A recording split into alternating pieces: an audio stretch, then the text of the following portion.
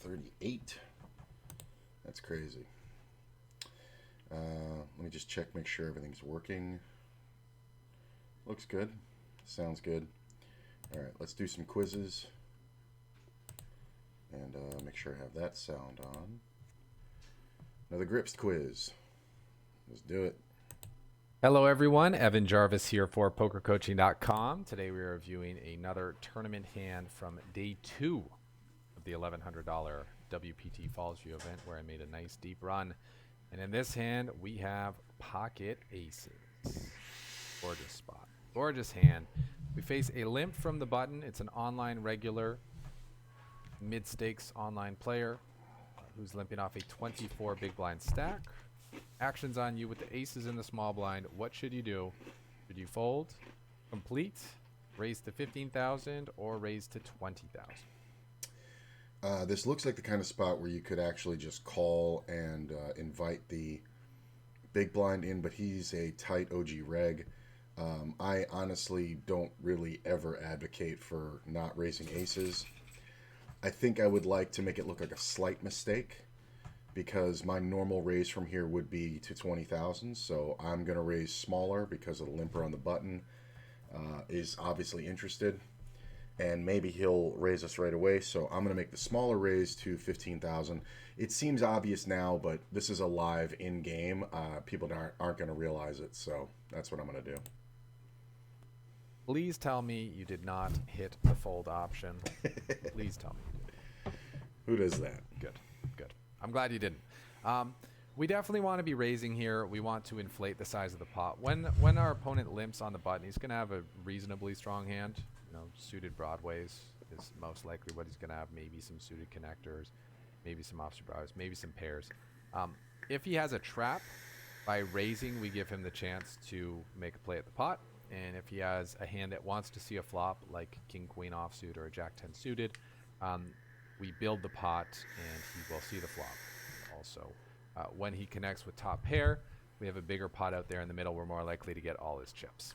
So we're raising it up here. Whether you go 15,000, 20,000, doesn't make a huge difference. I like to go with the slightly smaller sizing just to ensure I get a call from my opponent when I have a hand as strong as aces. But 20,000 is just fine too. You build a bigger pot and probably get a similar amount of continues. I can't imagine he folds many more hands for 20,000 than he does for 15. So we make it 15. Our opponent calls. Flop is 9 of spades, 5 of spades, 3 of clubs, giving us the overpair and some draws out there on the board. Actions on you. What should you do? Should you check, bet 10,000, bet 20,000, or bet 30,000? So it's interesting. Until we're shown a different aggressive action, I think the main goal here is to get all the money in. What's the best way to get all the money in? Well, if we bet 20,000 now and he calls, he'll have 85,000 left. There'll be 60,000 in the pot, and we can pretty much go it on the turn. That being said, if we wanted to not lose him, if we thought he just had garbage, we could bet 10,000. He'd then have 95,000, and there would be 60,000 in the pot, and then 30,000 bet on the turn. He could call that, and then he'd be oversized on the river. This is kind of a tough one. It's kind of too many choices for me. I don't think my bet is here into a 40K pot.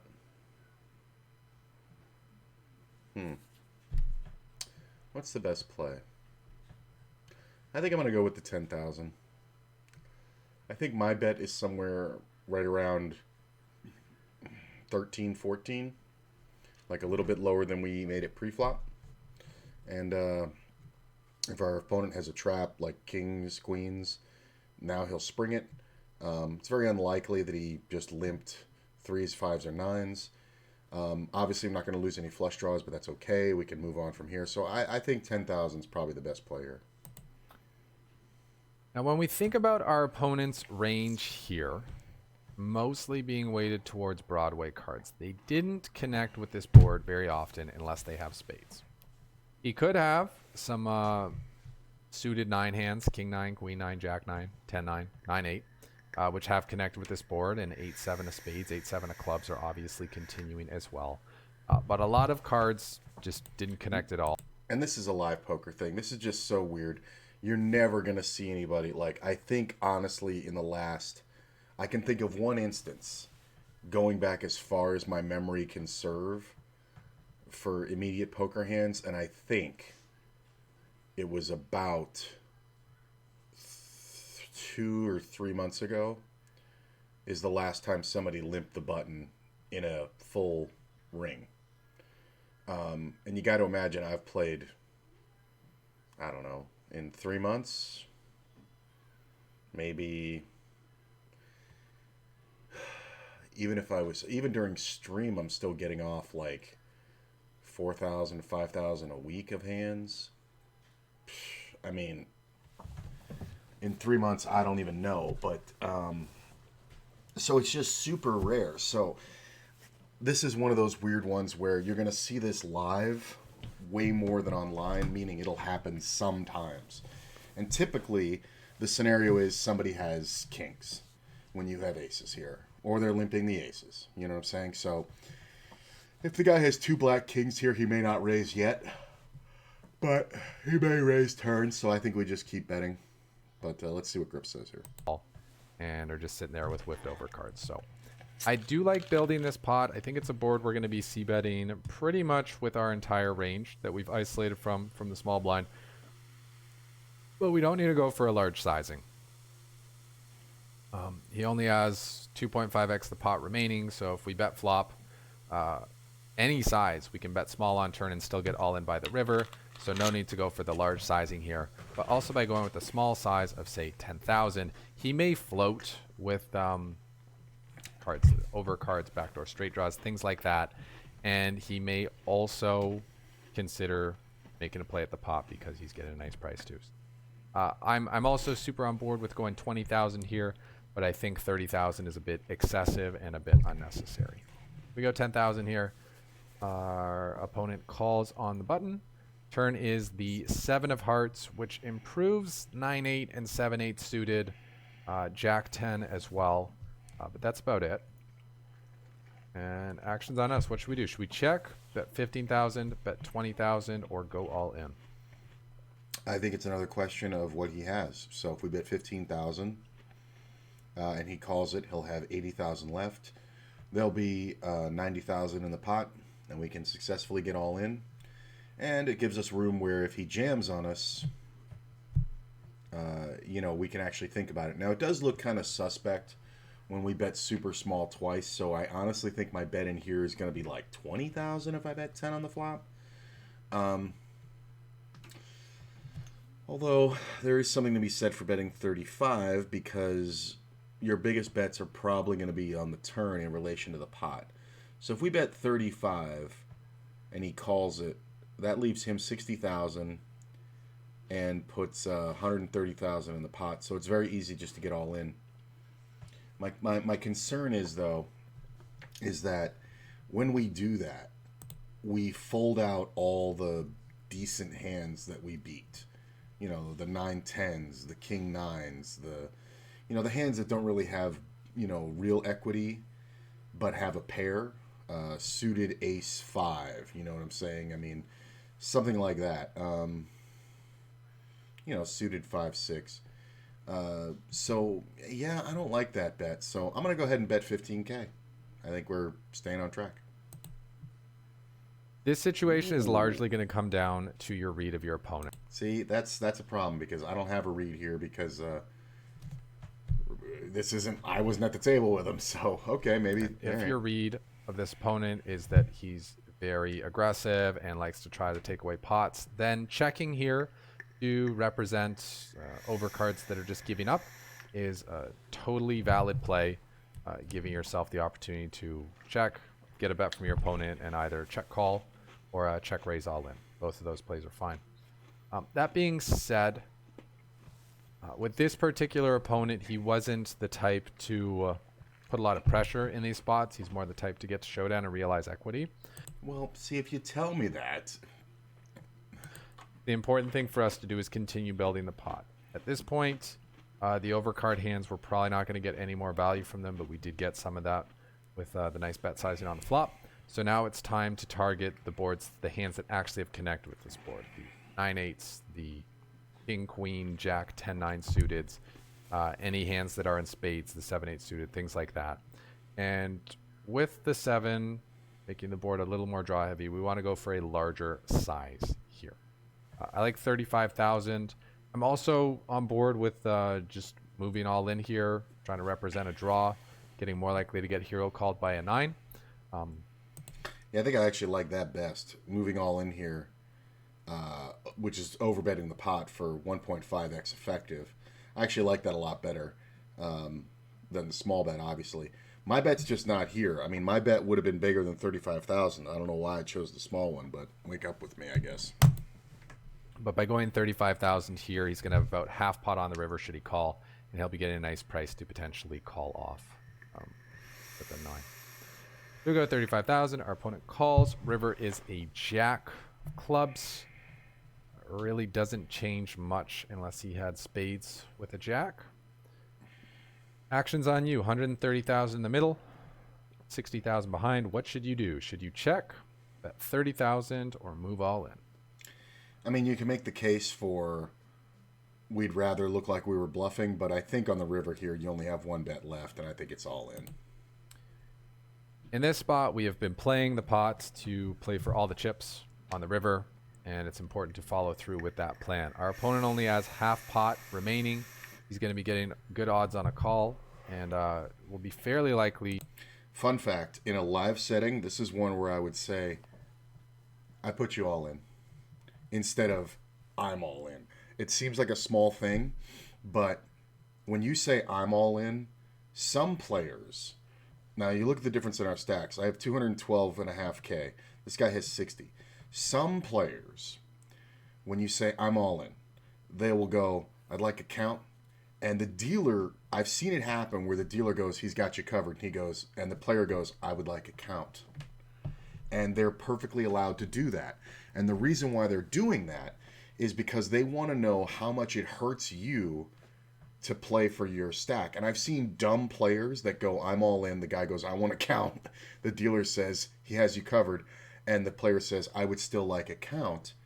Then the dealer has to count it down. And while the dealer's counting it down, the other player goes, dude, what do you got? Like 60,000 over there? I got you covered by a mile. And they don't realize what the other player is doing. The other player wants to see how much it hurts you as the all-in player to lose the 60,000. Okay? And if it doesn't hurt you as much, they may regard this more as a bluff. That being said, my play is always to go, I'll put you all in. Because the player goes, then the dealer will sit there and they'll count down the other player's stack, something I already know. And they'll sit there and they'll go, you know, it's to you, sir. And he'll go, what's the bet? And he'll go, it's all your chips. And then I've actually sat there, and sometimes it's worked out for me where I've gone, it's 60,000 to you, which is what they have. And but it's not I'm all in. You know what I'm saying? I mean, like that I'm all in play, I think people don't consider what they're saying when they say I'm all in this scenario. You're saying I don't give a fuck what you have. Basically, if you say I'll put you all in, well then it's on the other player, and their first mind doesn't go to this guy's jamming on me. Their first mind goes to, okay, it cost me 60,000, which is what I have, to win 130,000 in the pot.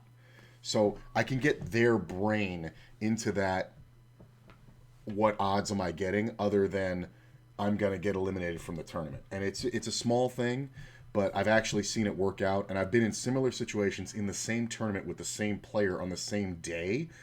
And the first time around, it was almost the same exact scenario where I was convinced I had the best hand, and it was a similar betting structure as this. And on the first one, the last card hit, I looked at the guy and said, I'm all in. And the dude thought about it for a minute and folded. And the next time it came up, which actually was on the final table, similar situation, and I said, I'll put you all in. And the guy goes, well, I got a call then. And he actually said after I busted him that the price was too good. And I really think I put him in that headspace to understand that he only had 1/3 of the pot left. But by eliminating him, I actually ended up chip leader. And if he didn't call that last bet, I wouldn't have, and I ended up chopping the tournament for second place. It was a really nice situation. But just a small thing. To call off with any solid pair. Smaller bet size of 30,000. Also somewhat attractive because it leaves him a few chips. It's easier for him to click the call button with any pair for 30,000. But but he's not clicking. You got to remember, this is a live tournament. In a live tournament, I don't think that matters as much. Like online, yes, that's true. You might even get jammed on online if you bet 30,000 here. But live, no. I think the bets mean much less unless they're too small. Also, with it being the bubble, more likely to put us on a bluff if we go. Now, if we're on the bubble, I'm going to say I'm all in because I'm going to try to look like a bluff. Go for the large sizing, I think. The value of checking is to induce. And in this exact scenario, on a bubble versus a guy who could maybe cash if he folded, I would go, I'm all in. And I would make the big move, the big push. I would be like, rawr. You know what I'm saying? Because players are going to look at that and go, oh, he's just trying to bluff me here. And they're going to, like, I call, and I have 9-8. Yeah, that's no good, bro. Aces. So bluffed from missed spades. But with how little he has relative to the size of the pot, I don't think he's going to expect that he has a lot of fold equity, and he's more likely to give up. We go for all in. We go for full value. And our opponent shows us Jack 10 of spades. Makes a very disciplined laydown. So, well played by him to basically take the right price all the way down and then to not pay off on the river. I was very impressed by that. And well played by us to also just pick up a massive pot, as you do when you got pocket aces. That brings us up to 342,000, puts us in very comfortable chip position to make a deep run in this tournament. And we will continue to do that in the next quiz. So look what happened there. He actually shoved all in and the guy folded when his hand improved dramatically. I think this is one where my looking at the board, taking a few seconds, I'll put you all in. Like just doing it like that, I think that gets a call more often than shoving 212,000 chips in. I really do. Because I don't give a fuck what you have. So I'm either trying to look strong with a bluff, which on the bubble is not very likely, or I truly don't give a fuck what you have. I have pocket aces. So I think this is one where I would have to take a few extra seconds and go, God, I hope he has two spades with a jack. And, that just got me paid. And I would take a few seconds and then be like, I'll put you all in. Just because I think it gets called more. It's a weird psychological thing, but I think it does. All right, moving on. Playing a 109 online here tournament. We're going to open from the cutoff. We are 55 big blinds deep. We can call or we can 3-bet to 720. If it was suited, I'm more likely to just call because the hand's so much stronger. Offsuit, ace-queen is definitely good enough. And it's not good enough to call, but it's definitely strong enough to raise. Like, a hand has to be much better to call here, to fade, because we'd be looking for 3-bets from the blinds. And we're all about the same stack, so I think I'd rather just 3-bet here. But Faraz is a genius, so I don't know. So I definitely like a 3-bet here. Our hand's just strong enough. We get a lot of value from Moore's hands, ace-10, ace-jack. And the thing about that, I'm more so saying this to remind myself, about 3-betting ace-queen offsuit and then just calling with ace-queen suited, it's because when we make our best hands with ace-queen offsuit, we're typically talking about pairs. You know what I'm saying? Top pair, top kicker. And we want the stack-to-pot ratio to be smaller. We want there to be 2-to-1 stack-to-pot ratio. Now, when we have the ace-queen suited, a lot of our best hands are going to be nut hands. They're going to be flushes. You know what I'm saying? And we're also going to end up with flush draw equity and end up making straights. Things like that. So calling there, we can keep the stack to pot ratio smaller because we're going to be able to survive more streets of small bets. If we go bet, bet, bet and get called all the way, one pair is not that great in this scenario where we just called the initial raiser. And he just bets every street and we have, top pair queen. I mean, how great is it for us? It's not too awesome. Now, granted, sometimes players will just overplay and bet, bet, bet at you thinking you have nothing, and that works out fine. But that's not very rare, but it is a more rare instance than when I 3-bet here and I hit a queen, and the guy checks, and I bet, and he calls, and then the turn comes off, and it's whatever, and he checks, and I put it all in. If he calls me from there, a lot of times my queen is going to be good versus if we had just called. So King queen, bunch of suited broadways. I did end up calling here, which I think is missing value. Had we been 100 big blinds deep, then I think it's reasonable to just call. These offsuit hands don't play as strong, super deep. I mean, 100 big blinds deep, I would still do that sometimes, but I'd be a little more likely to call deeper. So little missed value there. Call. Flop checks to us on Jack 10-9. We can check it back, bet 230, bet 340, bet 620. it's interesting because now we're reviewing a hand that I'm not going to play because I'm so prone. Because it's a thing that it's a concept that I've realized recently where I have to 3-bet hands that are slightly weaker, like Ace Queen offsuit versus Ace Queen suited, where I would just call. So this isn't a hand that I'm going to be playing anytime soon, but as it is, just calling. And we have the open-ender to the super nuts, where, a king now doesn't just make us a queen high straight, it makes us the absolute nutter butters. And it's a rainbow flop. But here's the thing, I do have value, but also it's such a great draw that I don't really want to bet and get check raised off of it. You know what I'm saying? Like if somebody has queen 9 here, or queen 10 like this guy, very plausible that he could have that. If I'm him, I'm check raising quite a bit when the button bets with no 3-bet pre-flop, because I'm going to think the button just has like a jack, maybe king jack, or something like that. If they don't have exactly queen jack, it's going to be hard for them to take that much heat when I bet the turn again. And you're going to see that very commonly from the small blind. So honestly, and plus my ace high is good a lot. And I think if I check here and nobody shows interest on the turn, then there's opportunities for more bluffs. Plus we have the ace of spades. If a spade comes on the turn, we can now represent spades on the rivers that are spades. So I'm going to go ahead and just check. And, in a live thing, I would, take a little time. But online, I would just give it another, 3 seconds and then just check. There's an argument to be made here for the big bet kill pot, where you just bet 620 and you're just like, look, I have a jack. And if somebody wants to draw, they're going to pay the wrong price. But I think in this exact instance, 3 ways, I think it's fine. Because we're on the button, we didn't 3-bet. I think checking is actually best. I'm mixing here between checking back and betting small. I'm mostly betting. We don't have jacks and 10s in our range. We could have some 10s possibly, but maybe some combos of 10s, maybe probably a lot of combos.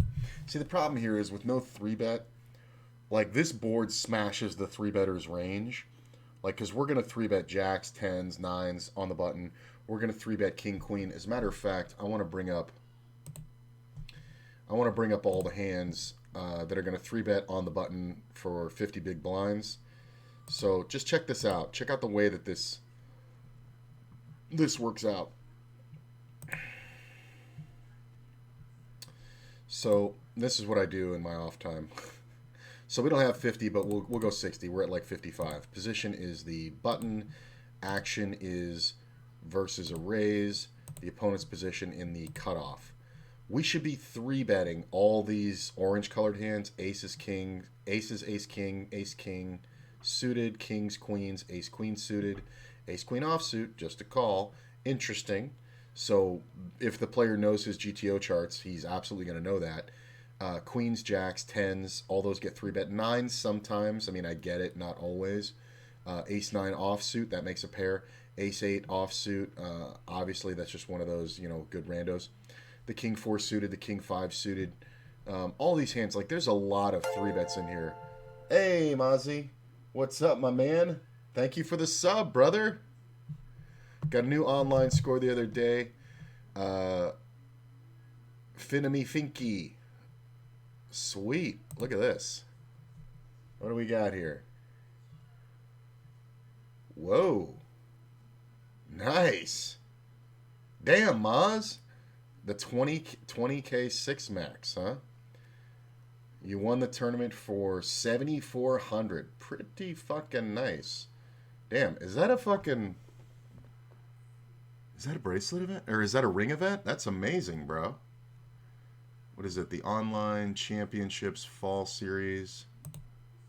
Oh, here we go. Series of Online Championships Fall Poker Series. Nice. Not a ring, but dude, who cares? 20K. That's pretty amazing, bro. And I recognize a few of those names. Not an easy field. So way to go, man. And look at that. 74 hundo. Well, thank you very much for the sub, my man. I always appreciate people sharing the wealth, and the subs really motivate me. But congratulations, man. How did it go? Did you just have it stacked up when you went to the final table, or did you like whatchamacallit? Did you kind of get there on a short stack in battle? Tax form. Yeah, it's always nice when they send you those. When you get the email. In order to claim your prize, you will have to fill out this, form for yada yada yada for the IRS. I haven't gotten one of those from WSOP. I think one time when I was going to cash out, because I cashed out at the casino out here, I had something like $5,000, and they made me fill out something, but it actually wasn't a tax form.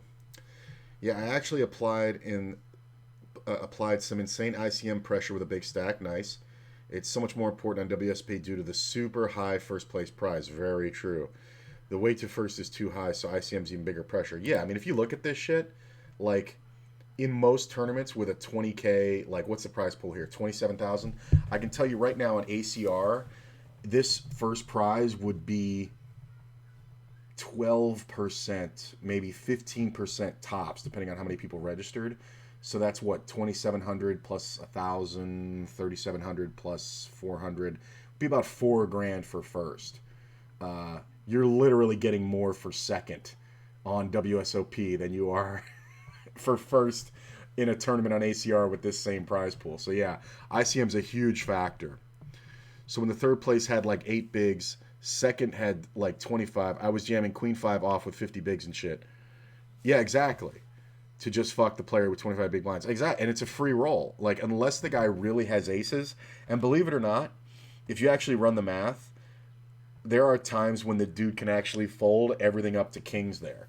Like, for 25 big blinds. Like, granted, I don't think many people are, but if you look at the math on some ICM jumps, like you're talking about the difference between third and first, you're talking almost 3 times what your prize is.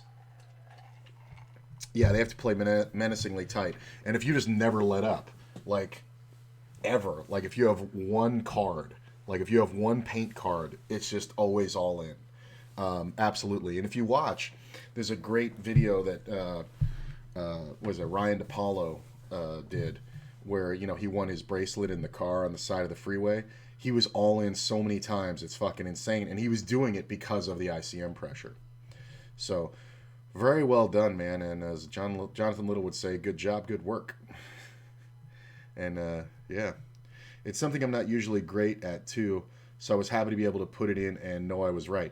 Yeah, that's the thing, man. Like, and here's the thing I always think of when it's very rare to be in that situation because you're on the final 3, and typically when you're on the final 3, like, stacks are usually closer. But when I have 45% of the chips or more, that's a nightmare for my opponents because, unless one guy's got 40 and the other guy's got 15, then it's like, oh my God. But when you have 50 blinds and there was total of, 83 blinds in the tournament? I mean, you're talking about having 70% of the chips, 65% of the chips. It's just, yeah, it's insane. And getting heads up, I mean, you still had 2/3 over the other guy. So, yeah, well done. Very well done, my man. Proud of you. So back to what I was saying. So these are all the hands that should be 3-betting. So the hands that don't 3-bet, the calls are ace-jack suited, ace-10, ace-9, king-queen. Like, because we didn't 3-bet this hand, we have all these hands in green which really don't have shit. So that's why I like to check here, because we didn't 3-bet pre-flop. We should have, but we didn't. But Faraz went with the bet, and then let's see where he goes from here. The 9s. We do block the king-queen and queen-8 stuff, which is very good. We do block the king-queen. King queen suited's a call. Okay, very reasonable. King queen offsuit is a three bet or a call. It's not too often a three bet, so he's right. We can absolutely have king queen. Although I think at the lower stakes I play, players are three betting that king queen on the button a hell of a lot more. And I like betting small if we bet that way if we get checked. Second thought, now that I know that these are mostly calls with king queen and I've just flopped the nuts, checking the flop here is even better. Like if somebody actually knew these charts, like if they had the knowledge, they could know that I'm gonna have the king queen here a fair amount of the time. I'm not gonna three bet with it pre-flop. Only a third of the time king queen offsuit. But if I have it suited, I'm not gonna three bet, and I wouldn't have.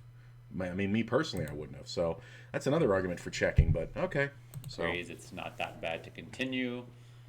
Big blind doesn't have a lot of huge hands either. They might have squeezed king queen, jacks, tens. So it's a good opportunity. We might be able to get big blind off a 10 or a 9, either now or by the turn. Big blind does call. The player folds. And then they lead out on the 7. So here we can call, we can raise to 2,000, or we could fold. I don't think this is a straight very often. I do think it's a pair and a straight draw. The only straight this ever really is 9-8, which is kind of unlikely because I think that would even lead flop. But I really don't see much point in raising here.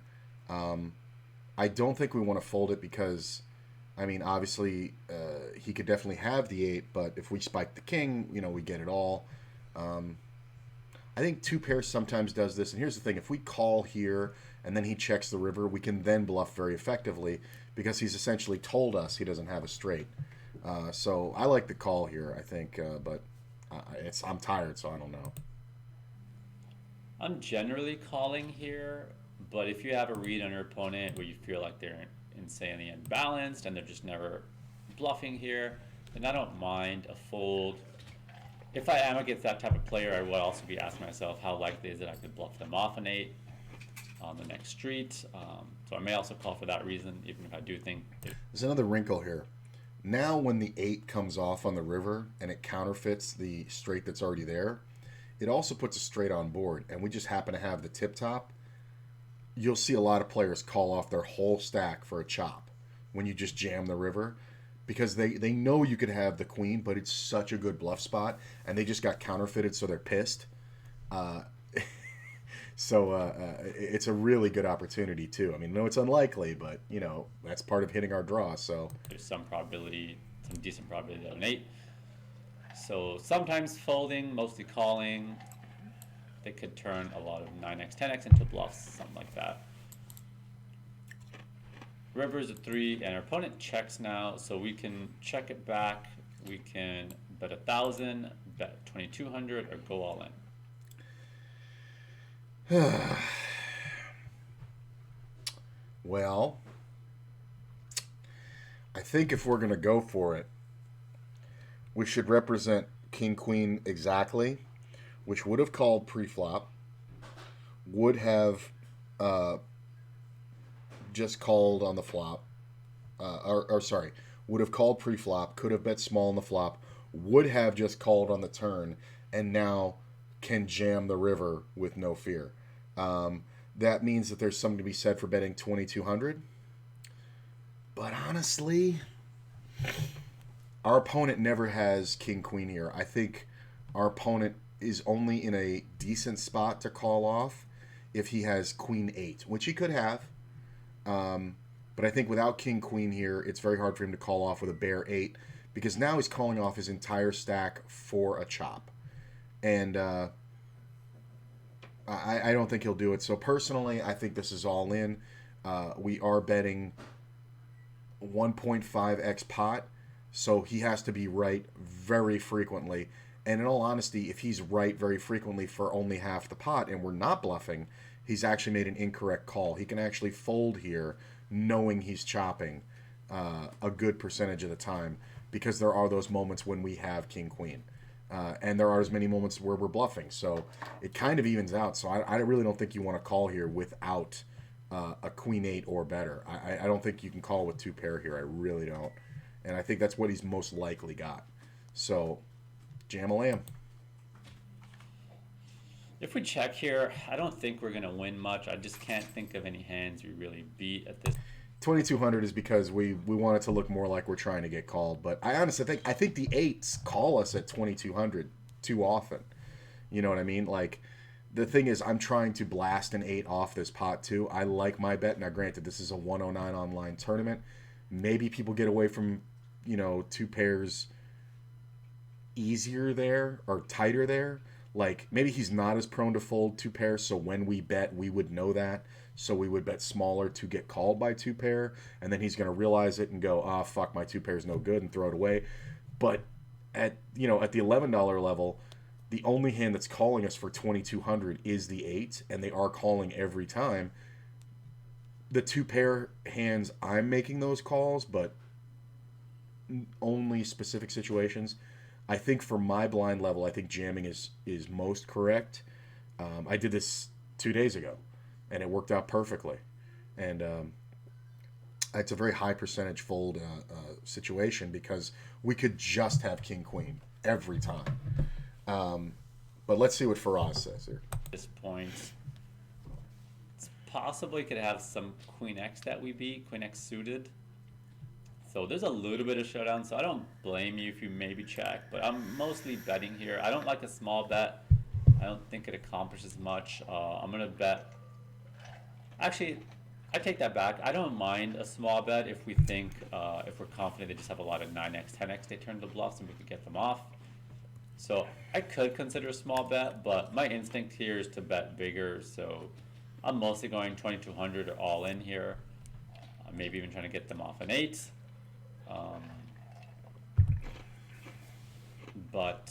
Yeah, I really could see all options here, but I'm leaning towards betting, and I don't think I'd check very much because I don't see us winning the pot very much if we check.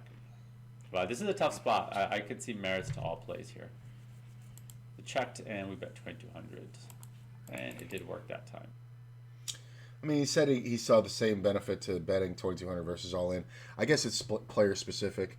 I'm just talking about versus population at the stakes I play. The all in works here, and can't be afraid to play those big all in bets. Let's see here. Go to the next one. Oh, I forgot to mention there's a new YouTube video up. I just finished it last night.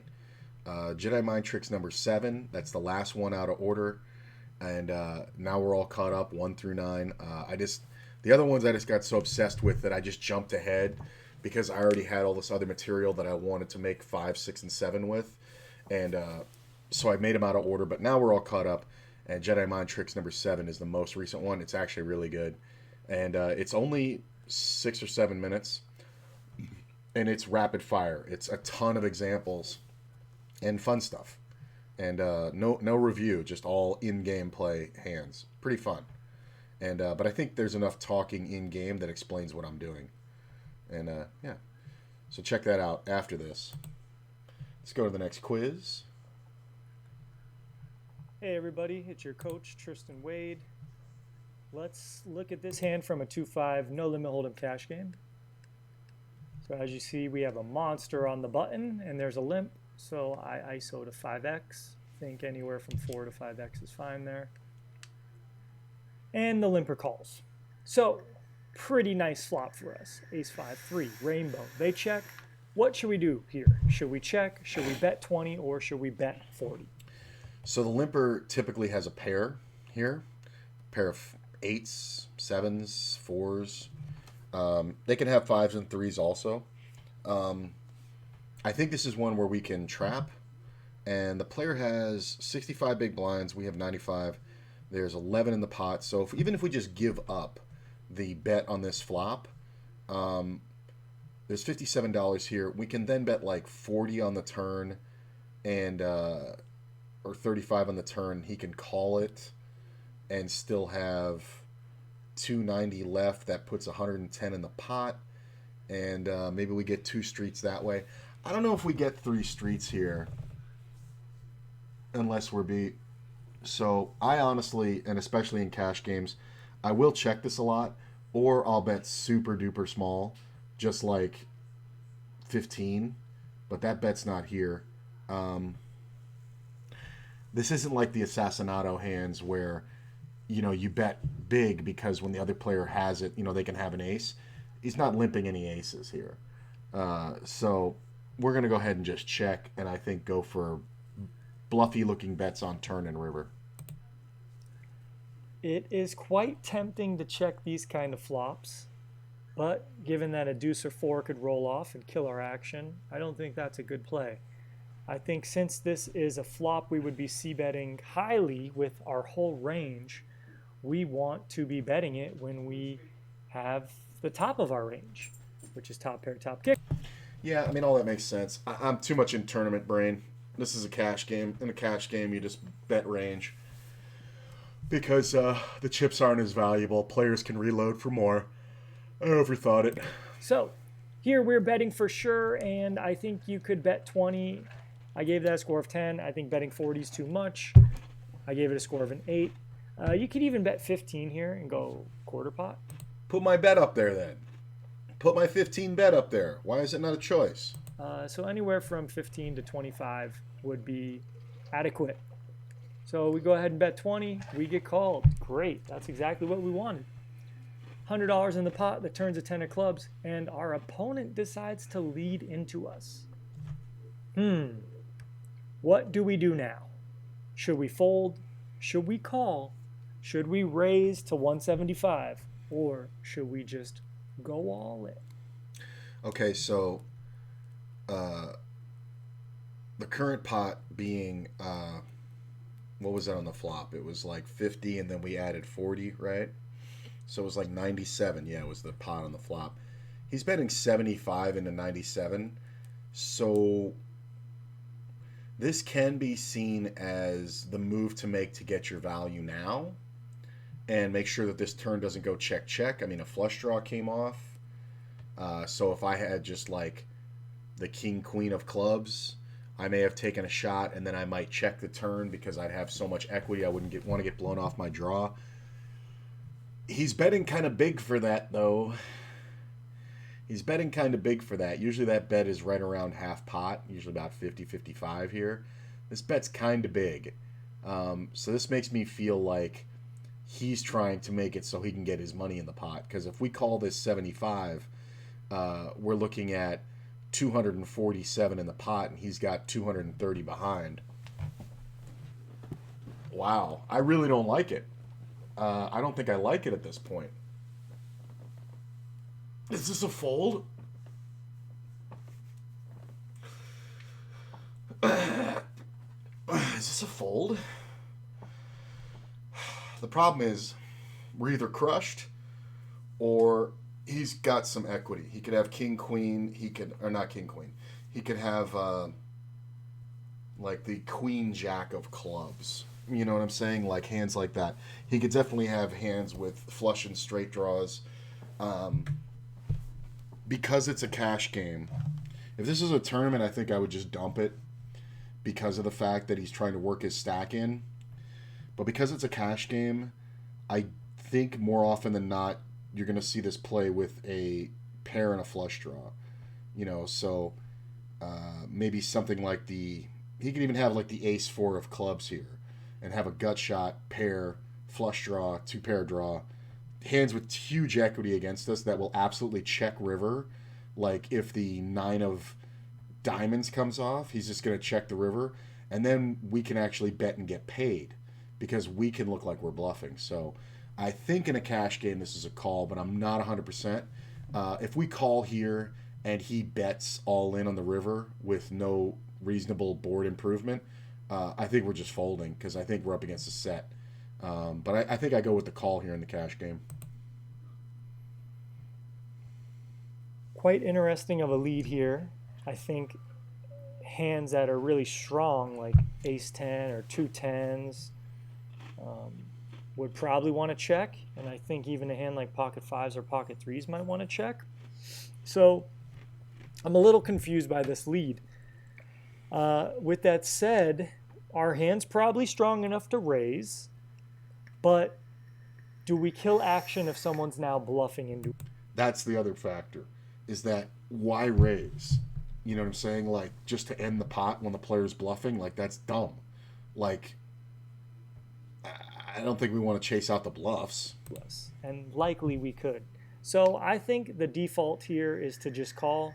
I gave that a score of 10, and everything else was a 3 or under. I don't think raising is a good play, and I don't think going all in is a good play, because then we just close the action there, and our opponent just has a call or fold situation instead of being able to put more chips in the pot voluntarily. So call is the best play. The river, jack of spades. They now go in. All in. They go all in. So this is a little difficult now. What do? How are you piecing together this hand? They limped pre-flop. They check-called the flop. They led the turn. Now they're all in on the river. Pretty ballsy of a play for them to make a pot-sized shove on the river. What do you do now? Do you fold or do you call? And why? What makes sense to you? What hands do you think this person has that's going to make you either fold or make you call? Well, I don't think the ace-10 leads the turn, because we should have an ace a lot. I think hands like ace-3 and ace-5, yes, will lead the turn. Because we should have an ace a lot, same thing. And now they don't want it to go check-check because they don't want to see a 10 come off that pairs the board that counterfeits them. They don't want to see a club come off that kills action, things like that. So I think if we had raised the turn, we would automatically be all in those scenarios. Is this ever a set? I think sometimes it is. But I'm really inclined to believe that this is a great equity turn bluff that has so much fucking equity, and this might just be a tournament thing, that it wants to bet and say, I have enough equity that if we get it all in right now, I'm fine with that. Hands like ace-4 and ace-deuce of clubs would do that. Sure. Hands like 3-4 of clubs, 3-deuce of clubs is out there. The 10 isn't just a card that actually improves unless you have exactly the king-queen of clubs, but that's going to raise, that's going to open. So honestly, I feel like now I've talked myself into calling here. I would need us in a live situation. I would want to read. Even in an online situation, I think I would want to know how long this took for this guy to make this bet, because there are some timing tells. Like if he took a very long time and then did it, like more than 3 or 4 seconds, I think I would snap fold. If he did it right away, I think I would call. And if he did it super duper long, like 15 seconds, then I think I would call. So it's kind of interesting. I think this one is either way. It depends on the player. It depends on the tempo throughout the hand, and it depends on the player. I think a lot of times, though, we're going to get shown a pair and that picked up a flush draw on the turn. Or there could be hands like, but it's just as likely that there's hands of sets of 3s and 5s. But that just doesn't seem likely because we should continue betting on this turn because of the flush draw. So I'm calling. I think I'm calling here. Yeah. So I hope you called here. And if you folded, I'm going to try to tap into why. Now, I think we kind of nailed the turn analysis here. What would a strong hand really do on the turn? Check Would raise. they lead for 75 into a pot of almost 100? And I just don't think that's the case. I just think, if anything, we're seeing some kind of combo draw picked up on the turn. Sure, it's possible they just have pocket 10s. I think that's like one option. And I also think ace-10 is an option. But again, I just don't think those are going to lead the turn. And they're not going to limp very pre-flop. high frequency. Maybe like 10% of the time. The thing to remember is this player limped pre-flop. Ace-10 to limp pre-flop would have to be exactly ace-10 suited. I don't even think bad players are limping ace-10 offsuit. So when you talk about that, there's only one combination left. There's only the ace-10 of diamonds. That's it. because the ace of hearts is here, we have the ace of spades, and the 10 of clubs is there. There's only the ace 10 of diamonds. 2 tens, yes. 100%. If I was in this guy's situation, I would have taken one off on the flop a lot because it was such a small bet, spike that 10 on the turn, and then throw a monkey wrench out and bet on the turn leading into the ace. But I wouldn't have bet 75, I'll tell you that fucking much. I would have bet 50, you know what I'm saying, just to look blockery, because I think that gets more raises from an ace-king. And then when we call and the river comes off, a jack here like it does or whatever, we just check and the guy jams on us and we get it all. And this is a 2-5 game. It's a little different than a 1-2. So I think the combo draw is the thing, and that's what led me to the call. Can we hit play? They would do that 20% of the time. I just think a lot of people, if they turn the nuts, quote unquote, they're going to check and hope that we keep betting. So to me, I think we're up against maybe like a queen jack of clubs, a queen king of clubs could be an option, maybe even like a king nine of clubs, those type of hands. And we don't block any of the clubs, so there's a possibility they could have even had like ace four of clubs or ace deuce of clubs. Now, would they still shove the river with a pair of aces? Maybe not. Could ace jack of clubs be there? Sure, that could be there. So there are some hands that we might lose to. But with that said, I think there should be a lot of just busted draws and other weird hands that just decided to bluff. So I think this is a pretty easy call, more or less, is what I'm saying. And I do make the call, and my opponent rolls over king three of clubs. So, a very wide limping range pre-flop. They decided to check call the flop with a flopping bottom pair and a backdoor flush draw. I think that's totally fine. And on the turn, they just decided to lead and then go for it on the river. They blocked the nuts. So I think if I got to the river with a weaker ace, it would be a difficult spot, although my opponent really isn't representing much. So I think that's the key point here is... I don't know what weaker ace we get to the river with and don't feel good about. Like, if we 3-bet the ace-queen, I'm fine with it. That's essentially the same thing here. Our opponent's never going to have ace-king. If we have ace-jack or ace-10, I still feel pretty awesome about it. Ace-10's a little more confusing because of how the betting goes, but I feel pretty awesome about it. So I guess only ace-9, but am I raising ace-9 on the button? Like, with one limper?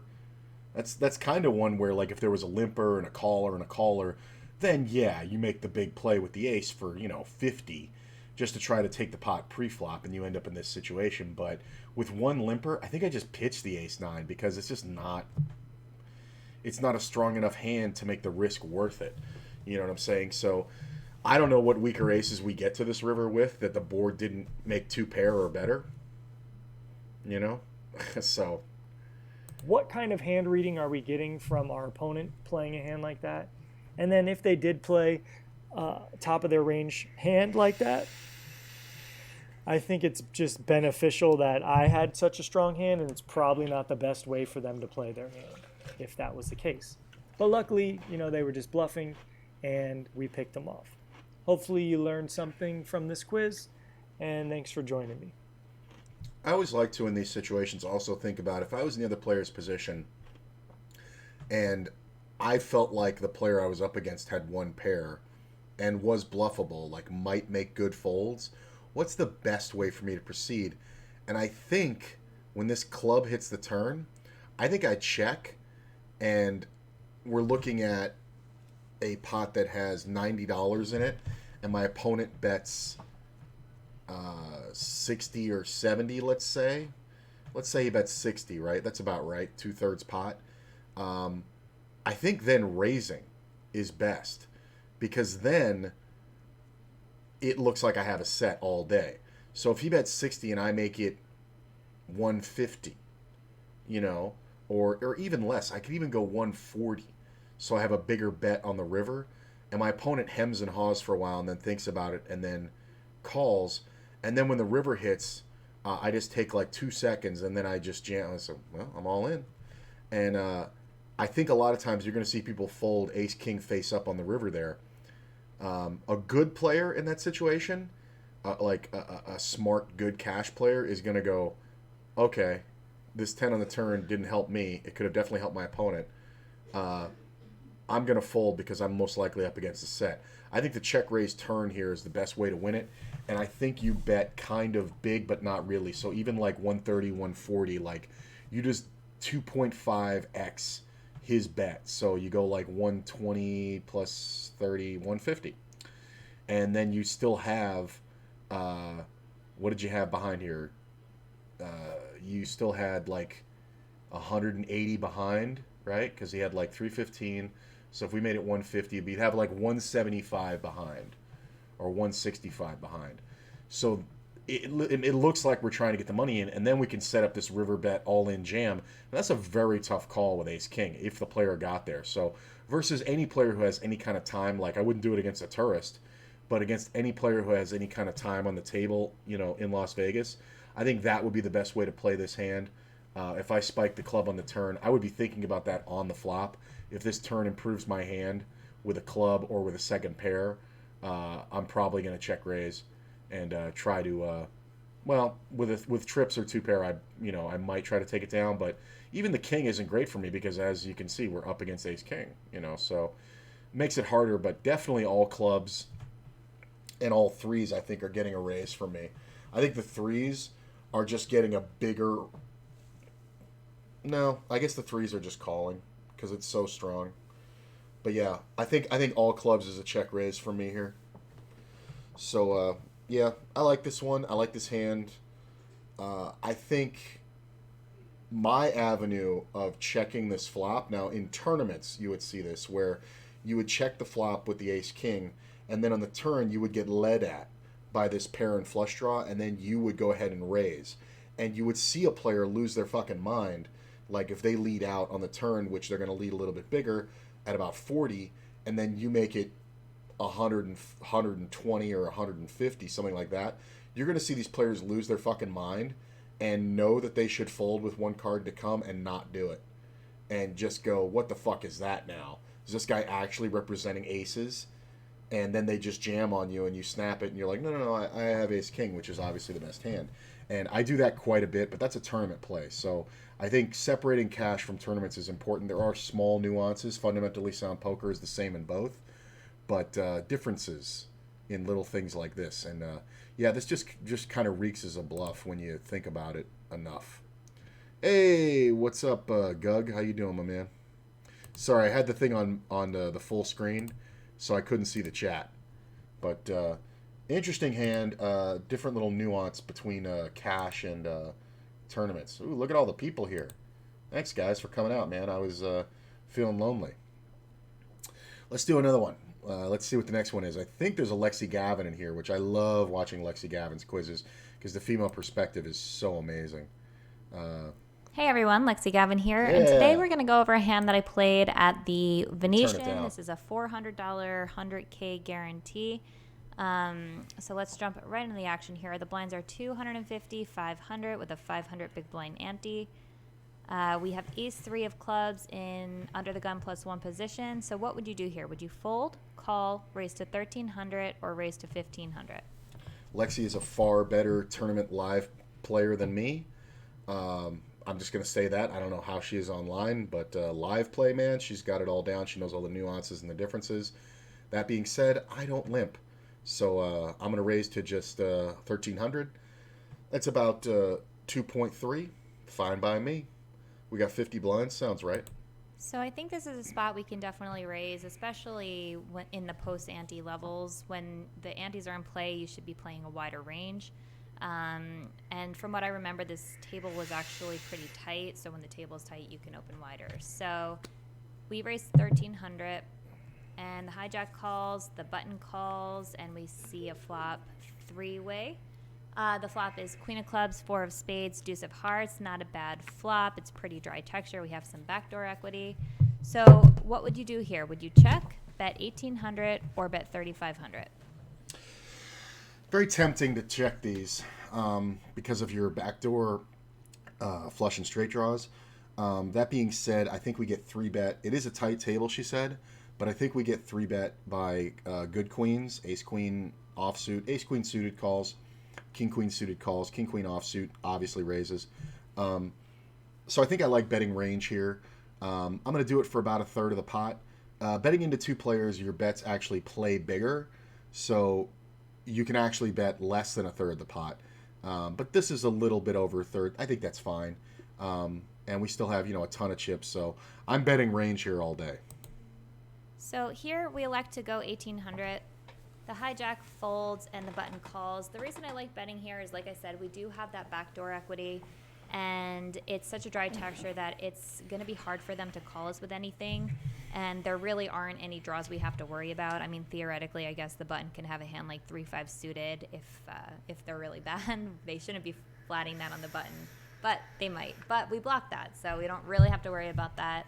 And sure, he may have a queen, but he might also call one straight with a hand like 5s, 6s, or 7s. So, and we also block some of their ace-x combos that they're going to be floating the flop with. So, meaning ace 4, ace deuce, ace 5, things like that are floating the flop. For those reasons, I think we can bet. And a hand like pocket 6s is going to face a lot of pressure. Like, we're going to be barreling a lot of turns. Ooh, are we going to see Alexi Gavin 3-barrel?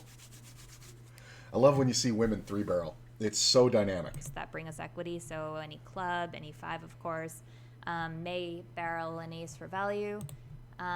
So those types of hand, like if we do turn those types of cards, then the button is gonna be pressured to call one more straight. And if he did indeed have a hand like pocket 7s, then it's gonna be harder to call. So for those reasons, we bet, he calls. The turn is an ace of spades. So now what would you do here? Would you check, bet 4,600, or bet 7,200? I mean, the entire hand just changed now. Because of this ace being so good for our range, I think I want to check. Like, I think I'm worlds ahead now. I think if I had king, queen on the flop, I would have bet it, and pocket 7s would have called, and then the ace comes off. A lot of bad players will check here, and the 7s will bluff. So I think this is a check, and we let the guy bluff us. Okay, so here I think I like betting 4,600. Really? Now, I don't necessarily think this is going to be a 3 straight value hand, but in the event he has a queen, he's likely to call one more straight, and in the event he has 7s, maybe he would call one more straight, just thinking maybe we're barreling on the scare card. So we do bet again, and he calls. The river is the 5 of spades. So what would you do here? Would you check, bet 7,500, or go all in? God, why does she do this? This is like... And these aren't uncommon situations. These are worth learning. Like, this isn't like some random... Like, this happens quite a bit. A fair amount. Where there's so many different philosophies on the way to play it. Now, we've been called twice. Okay? So, if the queen didn't scare this guy, and the ace didn't scare this guy, what does he have? He's got a set, right? So we got bailed out on this river, and it is never going to look like we have ace 3 here. It is never going to look like we have a flush here. There's a small chance that our opponent has a flush. Very small. They would have to have a very specific flush, like the queen jack of spades. For those reasons, I am going all in all day and getting snap called by a set of 4s. Let's go. So this is a spot you definitely want to be betting, and as for sizing, you should be going small here. There's 4 cards to the straight, a flush is out there. There's just not very much he can call you with. I went 7,500. See, I like to look like I'm bluffing more, because if you think about our betting pattern, we 3-bet pre-flop, right? We led the flop. We led the turn. We're jamming the river. Like, what hands can reasonably do that? Would a set of queens bet the flop into 2 players? No. Would ace queen? Yes. Okay. Ace on the turn. Would ace queen continue betting? Yeah. Because it should be the best hand all the time. There is some argument for pot control checking back, because if you're beat by something that you can't see, like a 4 or 4s or deuces. But here's the other thing. A lot of players will just keep betting when their hand is good. And I think our hand looks most like a bluff if we just keep betting here on this exact scenario, because the board changed so much. But if you think about it, in the dynamic nature of this board, what can beat our hand? Like, nothing. So we have the effective nuts. Like, unless the guy has the random queen jack of spades, right? Or queen ten of spades. One of those two hands, I really think king queen of spades in a three-way pot is going to three bet a lot. I guess it can call because it's in position and is, on the button and versus two players. So let's say there's three combinations of flushes here that really get there, other than the ace three the ace three of spades can't be there because there's no suited ace here. So it's really just about suited kings and queens. I guess king jack suited can pull a card, but it's kind of a long shot. And I don't know if they just call that turn. That turn bet was big. Like, I think they might be like, well, fuck, now I have to hit my fucking hand. And it's 12 outs once, it's 24. They're betting, more than 2/3 pot. So, I don't think it gets there, honestly. So for me, I like jamming. Now, that being said, I'm a guy. And not only that, I'm a pale male. You know what I'm saying? I am what poker is made up of 90% of the time. I'm a pale Jewish guy. You know what I'm saying? In my middle age. So I'm what 90% of the field is. You know what I'm saying? So my perspective is far different than playing as a woman. And by that means a professional poker playing woman that everybody knows. So maybe it's just better here to not think about it so much and just bet that we can get called. You know what I'm saying? Are we ever folding if they raise here? Yeah.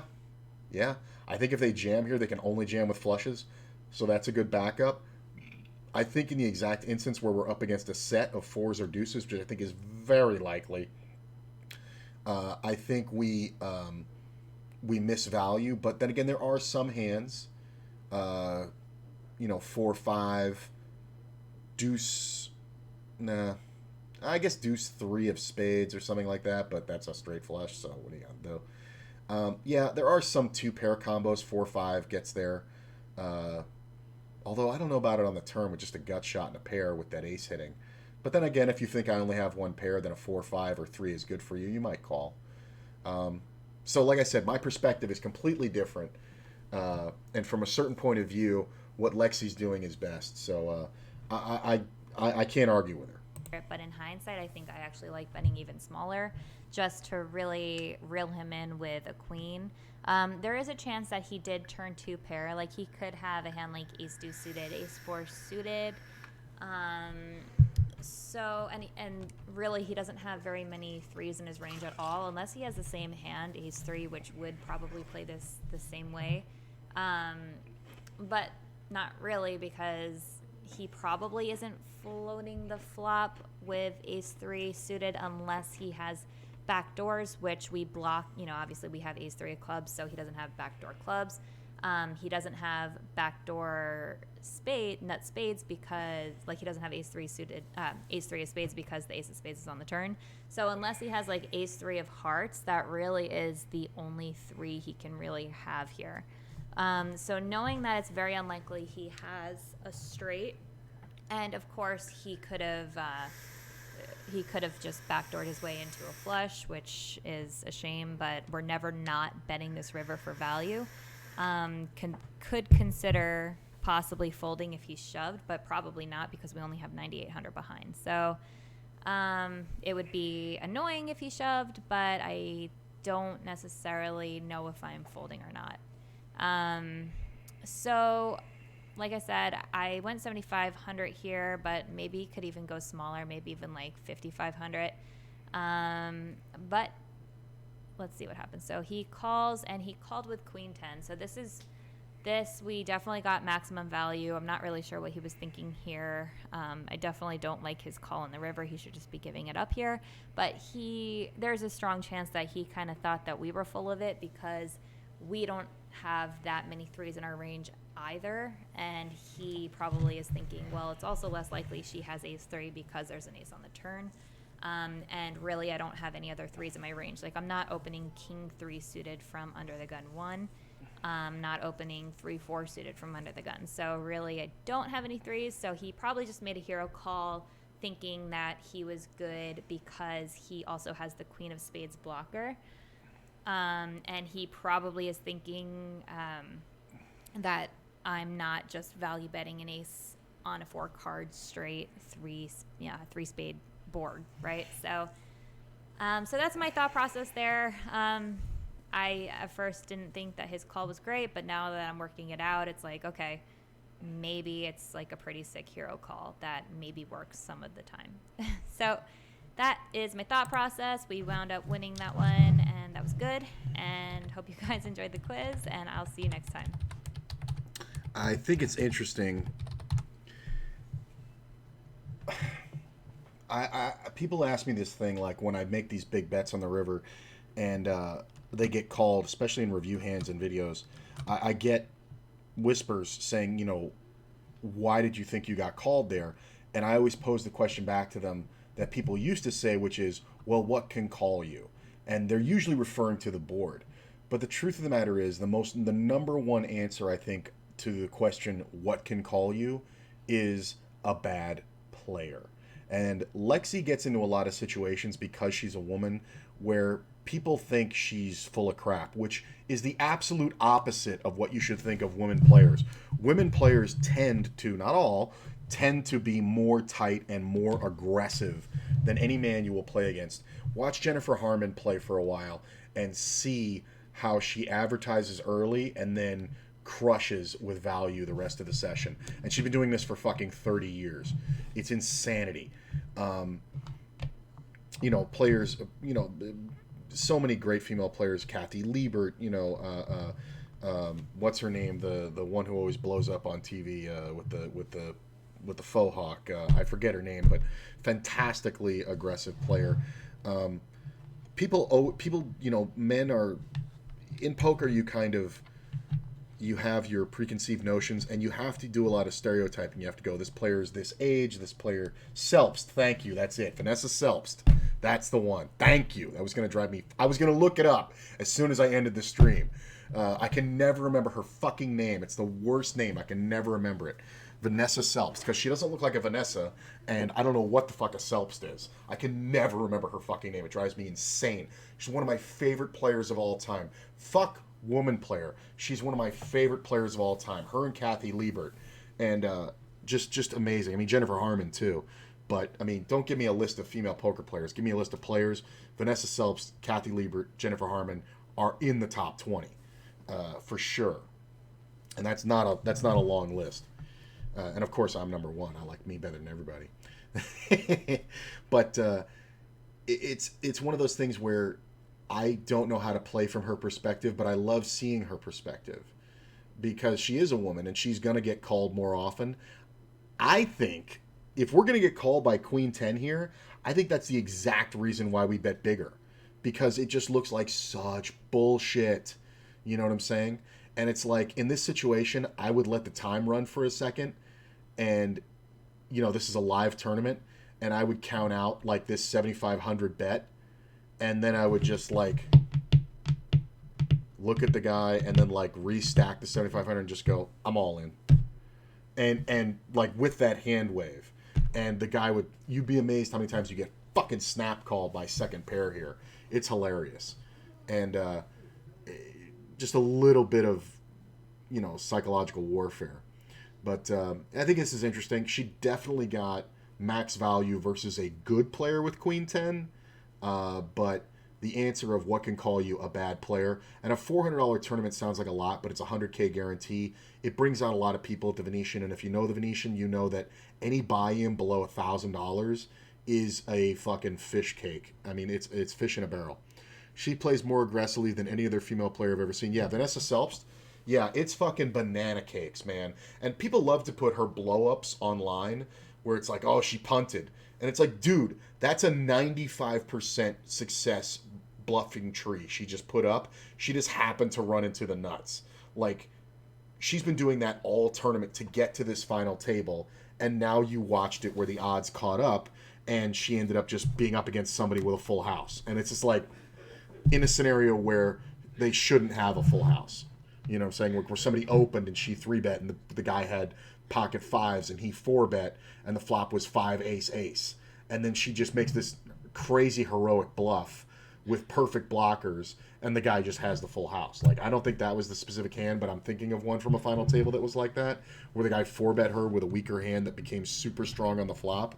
And you don't 4-bet Vanessa Selps, man, because, like, she's very likely to 5-bet your ass with air balls. Like, it's fucking crazy. Yeah, she's super aggressive. Fascinating player to watch.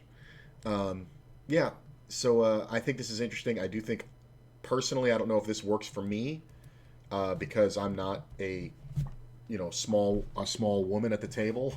I think you get very chauvinistic attitudes. Oh, like I was saying, you do have to go by stereotypes. What does this person look like?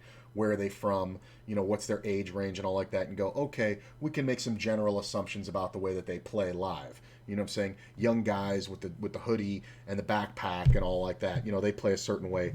Old guys, wearing a button down, short sleeve shirt, with Dockers on, play a different way. Some chick with her tits out plays another way. You know what I'm saying? Like, it's just, it's a whole different thing based on who the player is. So that factors into people. Now, personally, I try to stay GTO, especially live. So that only comes in old man coffee. Exactly. Just like Grips would say, we got old man coffee on the button here. You know what I'm saying? Just some old fart sipping his coffee, waiting for the nuts. You know what I mean? So, that's the thing, and those stereotypes are there for a reason. Like if I said to you a young blaster, you can probably picture that guy in your head. It's probably a skinny Asian dude with crisp clothes on and fat ass Nikes, just firing into the pot, and he's probably from Southern California. It's just like who this guy is. But I think as we evolve as poker players, you only bring that stuff into consideration later, and you try to get some confirmation of their stereotype in play and then go from there.